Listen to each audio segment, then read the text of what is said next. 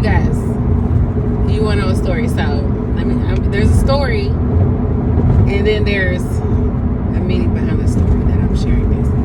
So, the reason why I'm sharing this is just simply because sometimes in life, you can get distracted, looking to the left or to the right, around, the situation around you, and see like, oh my gosh, this is bad, right? And then if you hear things, right? If you hear things, you'll start to imagine things, and our imaginations can get to running wild.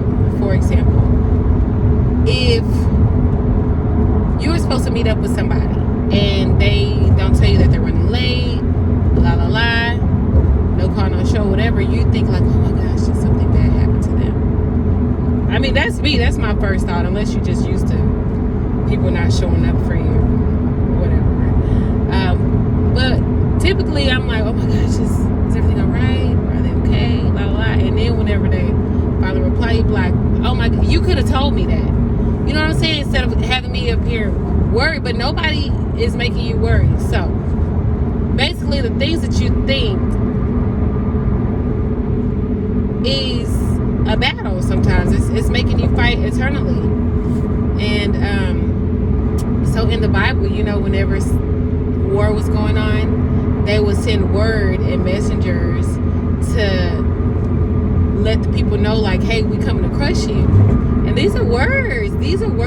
And so they start to believe that, they start to imagine that. And that is most of the battle, because by the time they finally get to you, you already believe in your heart that, oh, we're toast, we're defeated. And you did. You basically ruined yourself just by listening to the things that they're saying. So guard your ears, guard your thoughts. Because what you hear, then it becomes your thought. You start to believe that, you start to act on that. Your spirit starts to live and be okay with that, because you just like letting it fester. Like, you literally cannot let anything that you hear, anything that you think, especially if it's not of God, don't let that stay in your spirit. You got to get rid of that stuff. So let me tell you a story. Okay, so my auntie needs coolers. We got the coolers in a shed outside of the house, and there's a rat somewhere up in there.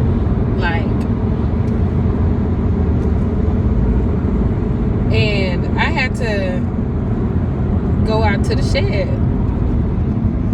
and get it. Now, I know that my uncle cleaned it out, but we haven't sealed up any holes or anything like that. So whatever space it got in there, it can get back out. So it done came back. He done cleaned it out, organized it, It still done came back. So my mom's like, Mika, go get the stuff. Can you go get the stuff out the shed for me? So I go get the stuff. But before I get out there, right, I just open up the shed. I go out there with my sandals. I'm like, oh no, can I go out there with my sandals? And I immediately try to assess the situation. Like, okay, do I see any droppings? Like, what is it looking like? Do I see a tail? Listen, I'm just assessing the situation. Okay, but hear me. So I go get my rain boots that come up thigh high, okay? Thigh high rain boots. And I prepare myself. I eat my breakfast. I'm like, listen, I eat my breakfast and I wash my hands. Okay, there, I got my boots on. So I'm getting ready to go back out there. I let the door open, so maybe if it's in there, it's going to slide out before I have to get up in there. Like, hey, I'm coming. So don't bother me when I get up in there. So I got my boots on. And then I was like, oh, let me get my headphones. Got to get my headphones. Because I don't want to hear nothing. Like I said, it's half the battle. If I hear something, then I'm going to be looking around. I don't have time for that. I need to get this and get out. Put my headphones in. I'm listening to Esther right now. Whoa. That's a good story. It's my first time reading through the Bible all the way. Esther, that's some powerful stuff. But anyway, anyhow, so I put it on and I put my, making sure it's not transparency mode, but whatever. I make sure that I can't hear nothing. And I put that in, and so I go in there, and then immediately, naturally I'm like looking around trying to assess the situation, but I say, just go in there and come out. Get it and come out.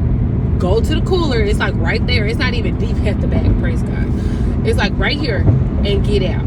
So I was like, okay, get my cooler, get out. Got it. One, I have to get two. Okay, go get the cooler and get out. And so, but if I would have just been looking around like I was, listening, I don't know if I would have gotten that stuff. I mean, I was able to do it before, but like now I'm thinking like, I don't need to do it like that. I need to be smarter. And so I guarded my ears, making sure that I wasn't able to hear anything, and I kept my eye on what exactly I needed to get. What did I come here for? I needed the cooler. Get your cooler and get out. So be focused on what's in front of you. Don't be distracted by all the other things. It doesn't matter how bleak, how bad, how messy it looks.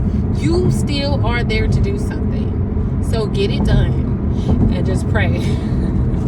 I just pray while you're doing it. But don't let it stop you, guys.